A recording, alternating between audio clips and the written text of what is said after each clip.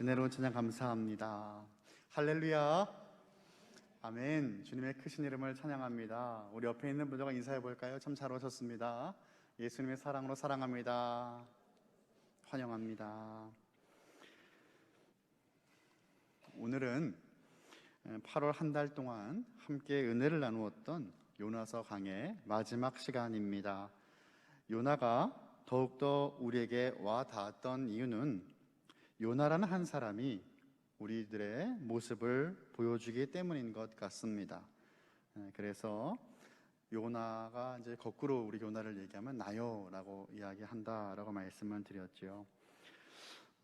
또한 그러한 요나에게 하나님은 끝까지 사랑으로 말씀을 하십니다. 하나님의 뜻을, 하나님의 성품을, 하나님의 구원을 말씀하십니다. 그 말씀을 통하여 우리는 하나님의 마음을 헤아려야 하는 것입니다. 지난주 우리가 함께 나누었던 요나서 3장을 보시면 3일 동안 다녀야 다 둘러볼 수 있을 만큼 컸던 니느웨에 하나님의 구원이 임하는 장면을 우리는 보았습니다. 요나는 하루만 돌면서 40일 안에 니느웨가 무너질 것이라고 말씀을 전했는데 하나님의 특별한 준비하심과 예비하심으로 그들은 하나님께 돌아와 회개하였습니다. 엄청난 이야기입니다. 말씀을 전하자 왕으로부터 시작해서 모든 백성들, 심지어 가축들까지도 금식하며 하나님께 돌이켰다라는 겁니다. 요나서 3장 10절의 말씀을 읽어보겠습니다. 하나님이 그들이 행한 것, 곧 그 악한 길에서 돌이켜 떠난 것을 보시고 하나님의 뜻을 돌이키사 그들에게 내리리라고 말씀하신 재앙을 내리지 아니하시니라. 아멘. 하나님께서 아수르 사람들이 악한 길에서 돌이켜 떠난 것을 보셨다라고 말씀을 하십니다. 그리고 하나님은 이들을 멸망시킬 계획을 돌이키셨습니다. 하나님의 구원이 임하게 된 것이에요. 여기서 요나서가 끝이 났다면 참으로 아름답고 좋았을 텐데 우리에게는 4장의 말씀이 있습니다. 전래동화가 끝이 나면 오랫동안 행복하게 살았더라 라고 끝나지 않습니까? 네, 요나서는 그렇게 맞춰지지 않고 하나님께서 니느웨를 구원하시는 모습을 보면서 시험 들었던 한 인물이 있다. 그 인물이 바로 요나다라는 말씀을 우리에게 전달하십니다. 생각보다 니느웨 사람들이 너무 빨리 회개한 것입니다. 하나님의 구원이 이루어지고 아름답게 끝나는 것처럼 보이지만 부족하고 연약함 때문에 또 같은 실수를 범하고 흔들리는 것이 우리들의 모습 아니겠습니까? 그래서 요나를 보며 우리는 우리 자신의 모습을 발견하고 우리는 어떻게 살아야 하며 하나님 앞에 어떻게 나아가야 되는지를 발견할 수 있는 것이에요. 오늘 말씀은 하나님 아버지의 마음을 조금씩 알아가는 요나의 이야기가 되는데 하나님 아버지의 마음을 알아가는 단계들을 한번 살펴보기 원합니다. 첫 번째, 하나님의 훈련 과정을 통해 우리는 하나님의 마음을 알아갑니다. 하나님의 훈련 과정을 통해서 우리는 하나님의 마음을 알아갑니다. 요나서 4장 1절의 말씀은요, 참으로 재미난 말씀으로 시작이 되죠. 요나가 매우 싫어하고 성내며 라고 말씀이 시작되고 있어요. 요나는요 분명히 회개했습니다. 1장 끝에 바다에 던져지지 않았습니까? 다음 장 2장을 넘어가면 물고기, 그 큰 물고기의 뱃속에서 기도하면서 주님께 회개하였어요. 그는 분명 죽음으로부터 회개를 통해 다시 살게 되었습니다. 그런데 오늘 말씀을 보니까 정말 이 사람이 회개하는 사람이 맞나라는 생각을 하게 만들어요. 1절에서는요 느느웨 사람들을 살리시고 구원하신 하나님의 구원을 아주 불쾌하게 생각합니다. 매우 싫어하고 성내었다라고 말씀을 한 거예요. 그렇게 성나고 화가 난 상태에서 2절의 말씀 연결되는데 그가 하나님께 기도합니다. 그래도 우리가 여기서 배워야 될 것은 기분 나쁘고 성이 난다고 하여서 다른 것 하지 않았다는 것입니다. 하나님께 기도합니다. 여러분, 여기서 또 우리의 기본적인 신앙이 나타나는 거 아니겠습니까? 어떤 목사님 이런 말씀 하시더라고요. 넘어져도 십자가 아래서 넘어져야 된다, 그 말씀 하시더라고요. 우리의 신앙이 아무리 흔들려도, 우리의 마음이 얼마나 어렵고 믿음이 사라지는 것 같이 보여져도 주님 안에서 그렇게 다 기도하시고 토해내야 주시는 것입니다. 여호와께 기도하여 이르되 여호와여, 내가 고국에 있을 때에 이러하겠다고 말씀하지 아니하였나이까? 그러므로 내가 빨리 다시스로 도망하여 싸우니 주께서는 은혜로우시며 자비로우시며 노하기를 더디하시며 인애가 크시사 뜻을 돌이켜 재앙을 내리지 아니하시는 하나님이신 줄을 내가 알았음이니이다. 아멘. 이 말이 무슨 말씀입니까? 하나님, 내가 그럴 줄 알았습니다, 그 말이에요. 하나님께서 느느웨 사람들을 살려줄지 알고 있었습니다 라고 말을 하는 것입니다. 그리고 3절의 말씀 보면은 여호와여, 원하건대 이제 내 생명을 거두어 가소서. 사는 것보다 죽는 것이 내게 나음이니이다. 하나님, 이제 저를 좀 데려가 주십시오. 사는 것, 죽는 게 더 낫습니다 라고 말을 하는 겁니다. 오히려 자기를 죽여달라고 하나님께 화를 내고 있는 모습입니다. 우리 모두에게는 성품이 있지요. 그 성품이 급하든지 느리든지 강하든지 하나님께서 주시는 아주 고유의 캐릭터가 있습니다. 요나는 강직한 캐릭터를 갖고 있는 사람이었습니다. 자신의 강한 의지를 하나님 앞에서도 쉽게 꺾으려고 하지 않습니다.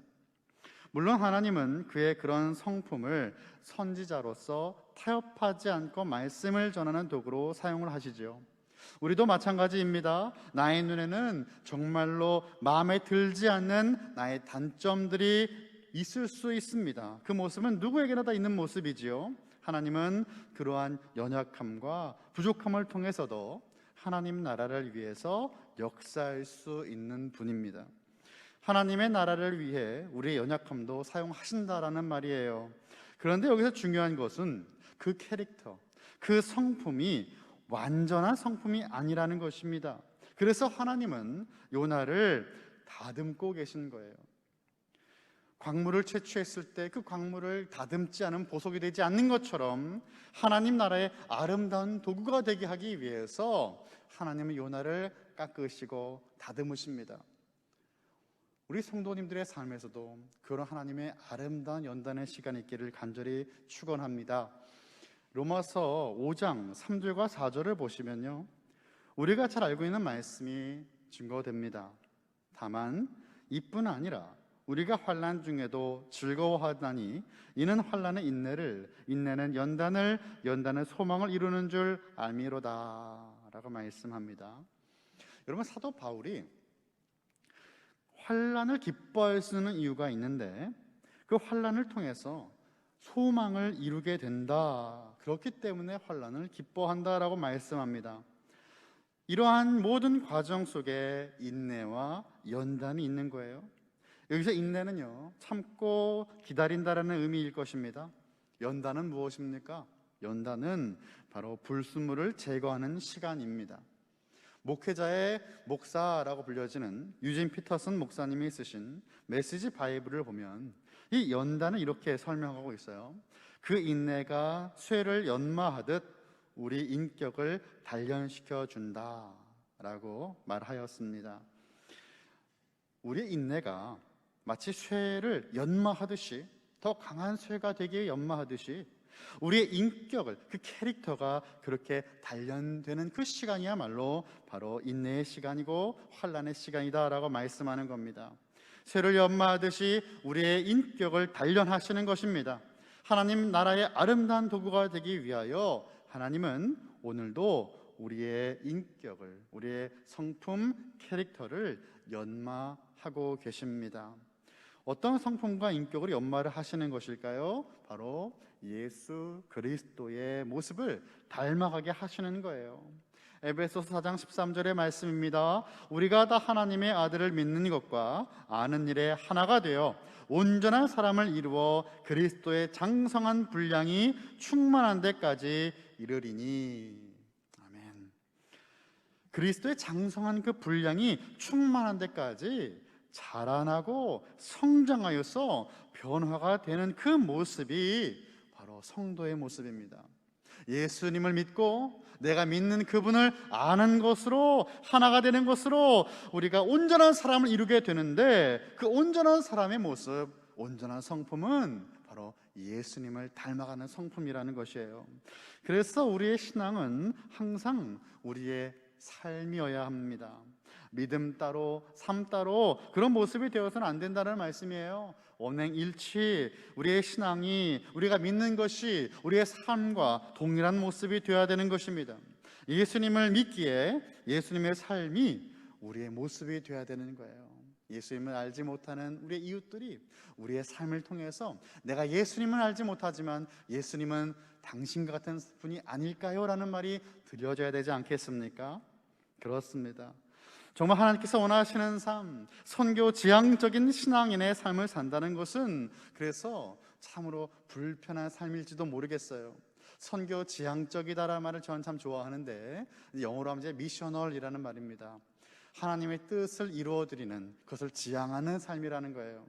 그래서 우리가 이제 선교지만 가야 이제 선교 지향적인 삶을 사는 것이 아니고, 우리의 모든 삶 자체가 하나님의 미션, 하나님의 그 뜻을 이루어드리는 그 방향 속에 있을 때 선교도 이루어지고, 하나님 원하시는 예배가 회복되고, 하나님 기뻐하신 영혼 구원의 아름다운 열매들이 맺혀져 가는 겁니다. 그런데 여러분, 우리가 그러한 삶을 살아가려면 참 불편한 게 한두 가지가 아닙니다. 그 불편함 무엇입니까? 이 땅간에 살아가면서 늘 부딪히는 문제들이 있다는 것이에요. 내 마음에 크게 오는 그 우상적인 요소가 너무나 많이 있다는 것입니다. 그 불편함을 가지고 우리는 순종의 모습으로 나아가야 되는 것입니다. 근데 우리가 불편하면 어떻게 할까요?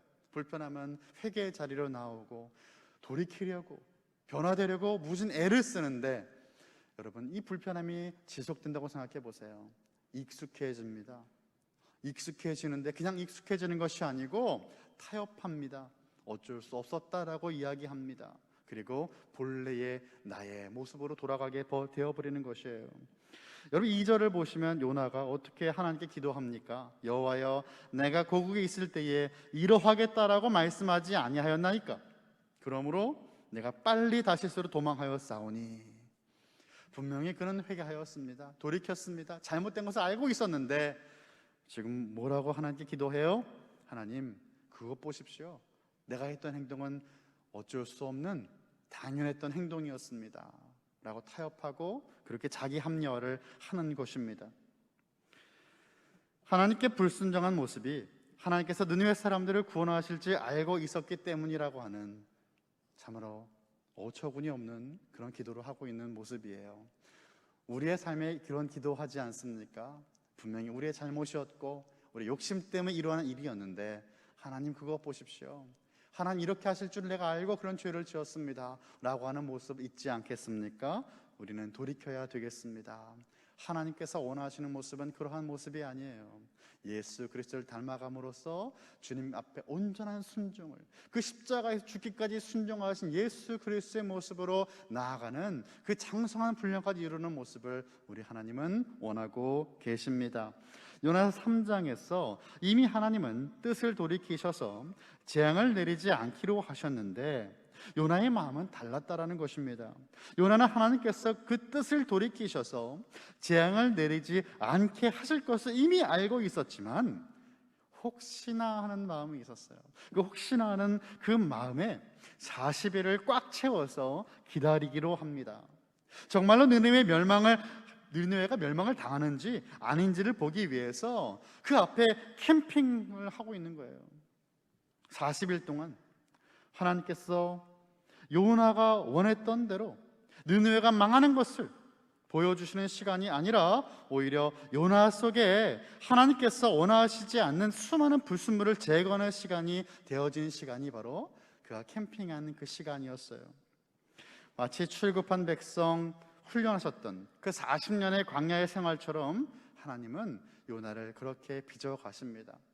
나의 욕심과 잘못된 소망으로 시작했던 40일이었지만 그 시간을 통해서 하나님 오히려 요나를 변화시키시는 것이죠. 자, 두 번째, 나의 마음보다 하나님의 마음을 아는 것이 더 중요합니다. 나의 마음이 이렇습니다, 하나님 내 마음이 이래요 라고 하는 것보다 더 중요한 것은 하나님의 마음이 어떠신지를 아는 것, 그것이 더욱더 중요합니다.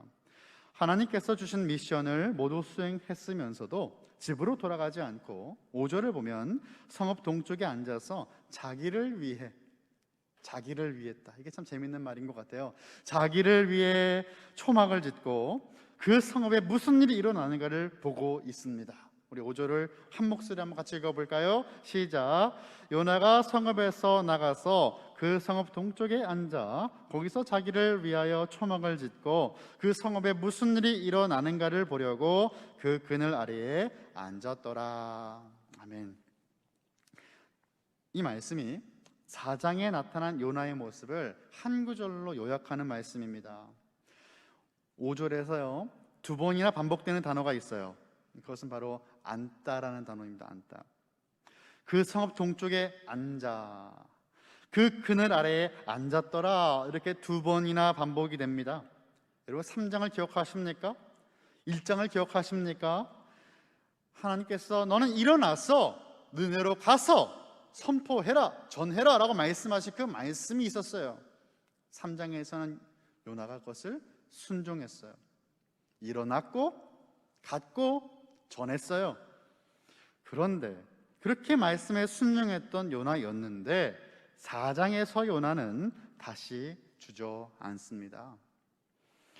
앉아버렸다라는 것이에요. 사역이 다 끝나버렸기 때문에 앉은 것이 아닙니다. 그가 앉은 것은 이제 사명을 붙드는 자리에서 구경꾼의 자리로 간 것입니다. 하나님께 돌이키고 회개한 요나는 아주 열심히 사역을 했어요. 그런데 4장으로 넘어가면서 그는 구경꾼의 모습으로 전락해 버린 겁니다. 아마도 요나는 심각한 피로감이 있었을지도 모릅니다. 열심히 일을 하다가도 피곤하고 지치면 모든 것이 다 귀찮아질 때도 있습니다. 여러분, 그래서 우리는 영적인 재충전의 시간이 늘 필요합니다. 핸드폰도 우리가 사용하려면 이것이 방전되지 않고 늘 배터리가 가득 채워져 있어야 되는 것처럼 우리의 삶은 하나님의 그 영적인 말씀과 영성으로 늘 가득 채워져서 주님과 함께하는 그때에 어떠한 사역에도 기쁘게 임할 수 있는 거예요.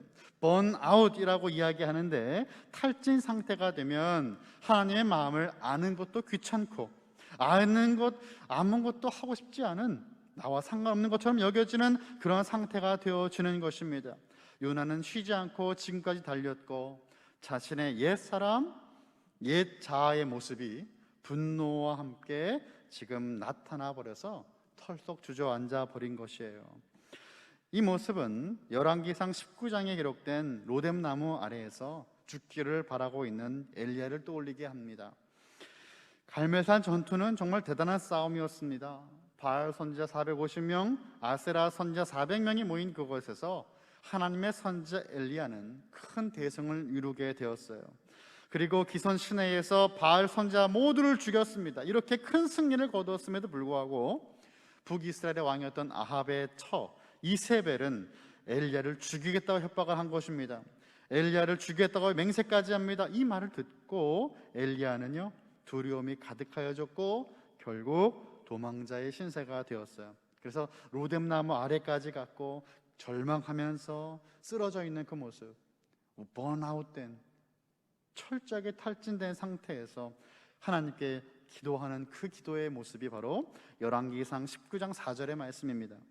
자기 자신은 광야로 들어가 하루길쯤 가서 한 로뎀나무 아래에 앉아서 자기가 죽기를 원하여 이르되 여호와여 넉넉하오니 지금 내 생명을 거두시옵소서. 나는 내 조상들보다 낫지 못하나이다 하고. 아멘. 엘리야처럼 대단한 선지자도 지칠 때가 있었고 모든 것을 포기하고 싶을 때가 있었습니다. 영적인 침체는 자기 연민으로 이끕니다. 자신이 가장 불쌍해 보이고 가장 큰 피해를 받은 사람처럼 느껴지는 것이에요. 예수님을 믿는 우리들은요, 이 자기 연민을 참 조심해야 돼요. 자기 연민이 아니라 우리가 지향하고 나가야 될 방향은 바로 자기 부인입니다. 자기 부인. 내가 가장 불쌍한 사람이 아니라 내가 가장 큰 죄인이라는 사실을 깨닫고 고백하는 삶이 바로 저와 여러분의 삶이 되기를 간절히 소망합니다. 하나님은 지친 요나에게 찾아오셨어요. 닥달하지 않으세요. 그렇게 화를 내고 있는 그 모습 속에서 번개가 떨어지거나 그러면 참으로 한 번에 끝나버리는데 그렇게 하지 않으셨어요. 기다리십니다. 그리고 말씀하시고 보여주세요. 알게 하십니다. 끝까지 그에게 하나님의 마음을 알게 하신다라는 말씀입니다. 요나가 힘든 것은요, 우리가 다 알다시피 하나님의 마음을 모르기 때문이 아니에요. 너무 잘 알기 때문에 힘든 거예요. 하나님의 마음을 알지만 그 마음을 온전히 헤아리지 못하는 모습이 있어요. 우리나라 사람들이 일본을 바라보는 시선과 같을까요? 요나가 아수르에 대해 품었던 그 억울함과 적대심은 우리가 상상하기 어려울 정도로 심오했을 것입니다. 이러한 배경을 알고 있어야 요나의 마음이 어떨지 이해할 수가 있는 것입니다. 마음속에 원수에 대한 그 증오와 복수심이 가득한 상태에서 아수르의 구원을 바라보는 것은 죽는 것보다 싫은 것입니다. 하나님께서 우리에게 요구하시는 순종도 그와 같습니다. 나의 마음에 들지 않고 순종이 어렵고 힘들어도 하나님의 마음을 헤아리고 그 뜻을 따르는 것이 순종입니다. 제가 이번 설교를 또 우리 요나서를 쭉 묵상하고 준비하면서 제가 계속 생각했던 것이 바로 아는 것과 헤아리는 것이었습니다. 아는 것은 머리에서 끝납니다. 이해했다는 것이에요. 근데 헤아림은 무엇입니까? 머리에 있는 것이 마음으로, 마음에 있는 것이 팔과 다리로 연결되어 흘러가는 거예요. 내가 헤아렸다는 것은 그 사람의 상황을 알고 마음으로 알아서 내가 행동으로 옮긴다라는 겁니다. 하나님의 마음을 아는 것으로 끝나지 않고 헤아려서 하나님이 원하시는 그 뜻을 기쁨으로 이루어드리는 저와 여러분, 우리 모든 칼빈교회 성도들이 되기를 간절히 바랍니다. 이러한 모습을 생각해 보면요, 하나님의 마음을 헤아려서 내가 정말 하고 싶지만 마음에 갈등이 생길 때도 있어요. 그것이 바로 요나의 모습 아니었습니까? 하나님 나라 백성으로 살아갈 때 끊임없는 그 내적인 갈등을 우리도 경험하게 된다 이 말이에요. 육체의 소욕과 성령의 소욕은 지속적으로 우리의 삶 속에서 갈등을 일으킵니다. 요나가 그랬던 것처럼 말이죠. 분명 하나님의 구원이 임하는 것은 좋은 일이었을 텐데 그것을 받아들이기는 힘들었던 거예요. 하지만 하나님은 이러한 요나를 변화시키십니다. 하나님의 뜻에 온전한 순종을 위해서 하나님은 요나를 비롯해서 우리 모두의 삶 가운데 그 마음을 계속 알려주시는 거예요. 그래서 세 번째, 하나님은 당신의 마음을 오늘도 우리에게 밝히 보이십니다. 그런데 하나님의 마음을 보이시는 것은 바로 함께하기 위해서예요. 함께하기 위해서. 우리가 기도할 때 이렇게 기도 많이 하죠. 함께하신 하나님, 함께하여 주옵소서, 인도하여 주옵소서. 근데 우리는 우리가 원할 때만 하나님을 찾는 것 같아요. 임마누엘의 하나님은요, 내가 원할 때 필요할 때만 은혜가 되는 것 같아요. 그렇지 않습니다. 언제나 어디서나 주님은 우리와 함께 하십니다. 이것을 기억하시기 바랍니다. 함께 하신 하나님은 우리에게 그 마음을 보여주세요. 하나님은 화가 난 요나에게 세 가지를 준비하셨습니다. 첫 번째는 박넝쿨이었어요. 6절을 한번 제가 읽어보겠습니다.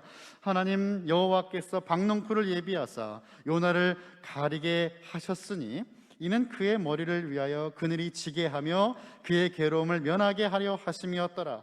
요나가 박넝쿨로 말미암아 크게 기뻐하였더니. 아멘. 요나는 초막을 만들었는데 아마 그것은 지붕이 없는 돌로만 쌓아서 만든 임시 처소였을 것입니다. 뜨거운 사막의 태양이 내리쬐을 때에 박넝쿨은요 엄청나게 큰 기쁨을 주었을 겁니다. 요나가 참으로 단순하죠. 단순하고 무식하니까 하나님께 이렇게 화도 내는 것 같습니다. 그런데 이것은 하나님의 시나리오였어요. 또한 하루 만에 벌레를 준비하셔서 그 박넝쿨을 갉아먹게 하셨어요. 7절의 말씀입니다. 하나님이 벌레를 예비하사 이튿날 새벽에 그 박넝쿨을 갉아먹게 하심에 시드니라. 아멘. 우리 아이들이 보는 만화 영화 같은 장면이죠. 그런데 그것으로 끝나지 않았습니다. 사막이 얼마나 뜨겁겠습니까? 그 뜨거운 태양 아래에서 하나님이 준비하신 것은 뜨거운 동풍이었습니다. 8절이에요. 해가 뜰 때에 하나님이 뜨거운 동풍을 준비하셨고 해는 요나의 머리에 쪼임에 요나가 혼미하여 스스로 죽기를 구하여 이르되 사는 것보다 죽는 것이 내게 나으니이다 하니라. 아멘. 뜨거운 바람이 불게 하십니다. 다혈증인 요나는요, 아주 폭발하기 일부 직전인 거예요. 그냥 죽여달라고 하나님께 기도하는 것이죠. 아마도 요나는 하나님은 은혜로우시고 자비로우시고 노하기를 더디하시고 인애가 크신 분임을 알았기 때문에 자신의 모든 마음에 있었던 말들을 서스럼 없이 하나님께 쏟아내지 않았을까라고 생각합니다. 하나님은 하나님의 마음을 아직 잘 알지 못하고 헤아리지 못하는 요나에게 시청각 교육을 통해서 지금 말씀하시는 거예요. 왜 하나님이 큰 성 느느웨 사람들을 구원하시려고 하시는 건가? 그것들을 지금 말씀하시는 거라 이 말이에요. 무엇떤 의미였습니까? 요나 4장 10절과 11절의 말씀입니다. 제가 읽겠습니다. 여호와께서 이르시되 내가 수고도 아니하였고 재배도 아니하였고 하룻밤에 났다가 하룻밤에 말라버린 이 박넝쿨을 아꼈거든. 하물며 이 큰 성읍 느느웨에는 좌우를 분별하지 못하는 자가 12만여 명이요 가축도 많이 있나니 내가 어찌 아끼지 아니하겠느냐 하시니라. 아멘. 하나님은 수많은 사람들뿐 아니라 하나님의 창조물인 동물도 아끼신다라고 말씀하고 계세요. 말씀을 통해 그리고 우리가 드리는 예배를 통해서 우리는 하나님을 알아가야 됩니다.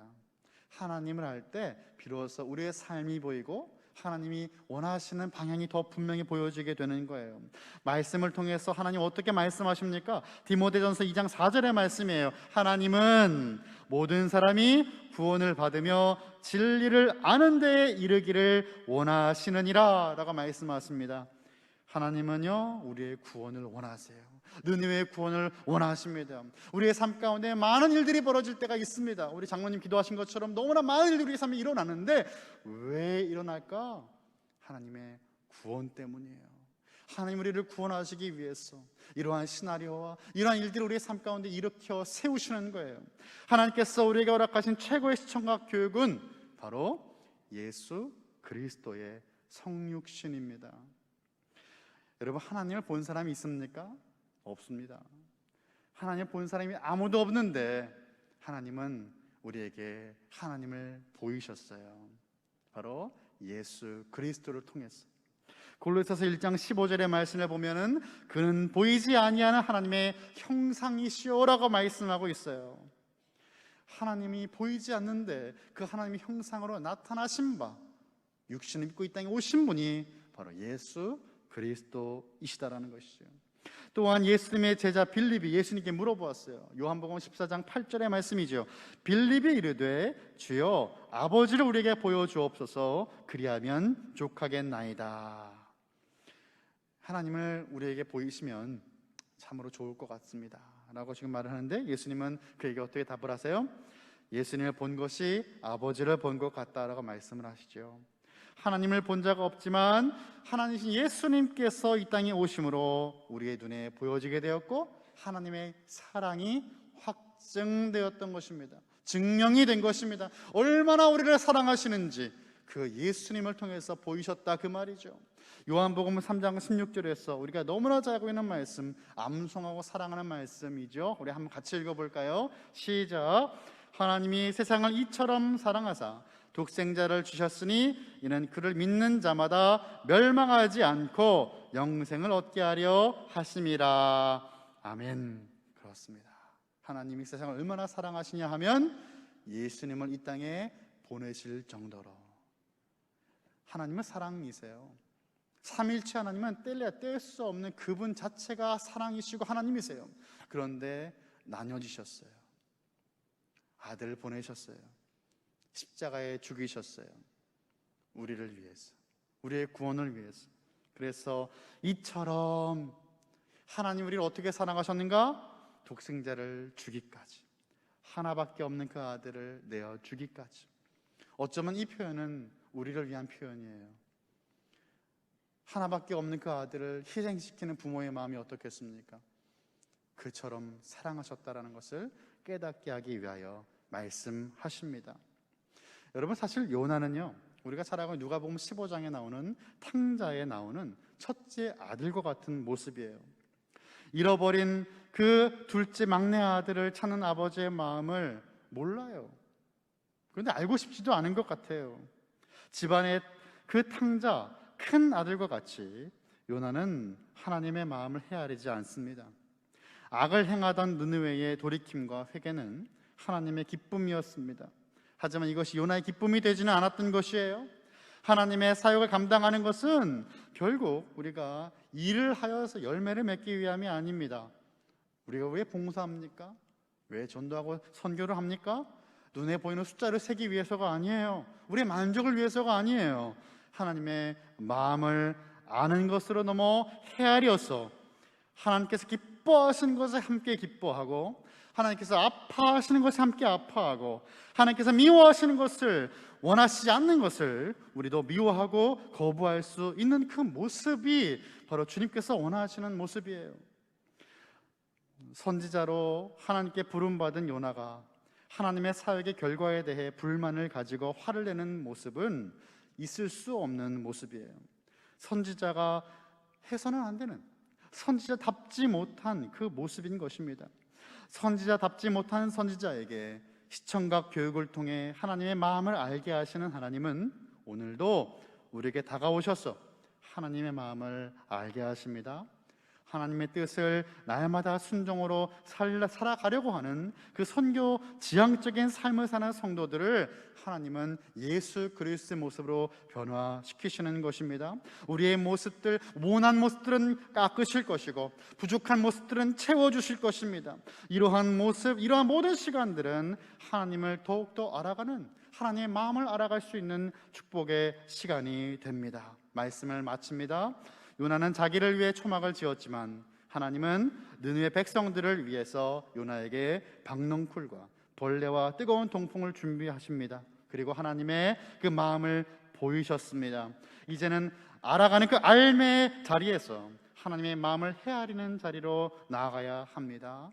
우리의 삶이 하나님을 온전히 예배하며 작은 미물이라도 아끼시는 그 하나님의 마음을 헤아리고 복음을 나눌 수 있는 하나님의 뜨거운 열정을 갖고 사명을 붙들 수 있는 사명자의 그 자리로 나아갈 수 있는 저와 여러분, 우리 모든 칼빈교회 성도들 다 되시기를 예수 그리스도 이름으로 간절히 축원합니다. 기도하겠습니다.